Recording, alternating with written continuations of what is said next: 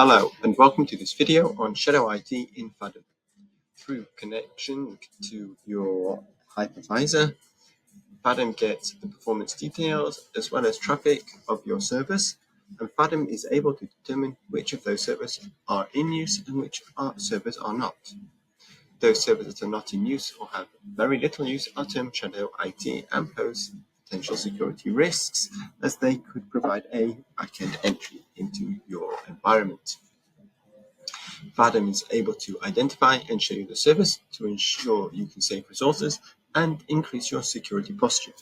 In order to see this, you go to the menu on the left-hand side, you click on Secure, and you can see Shadow IT. From here, you can see a full list of your servers.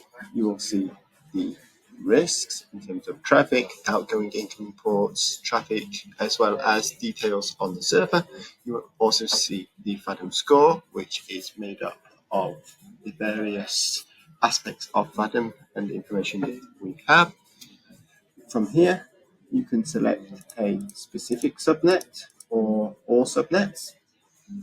You can select only your vulnerable servers, and you can see your servers with end of life or end of support OSs which are not being used. You can also filter out by IP address by going to the settings, and from here you can select specific ports, select specific subnets not to show or to show, and you can add the IP addresses you wish to filter out.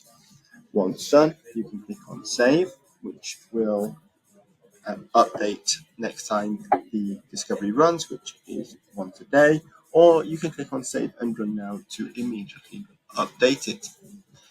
To change the schedule, you can go to the scheduler and you can look for your Shadow IT in this list. It's not shown here as this is just a demo environment, and then you'll be able to edit the date and time. For example, you'll be able to set it to weekly, monthly, or choose a time.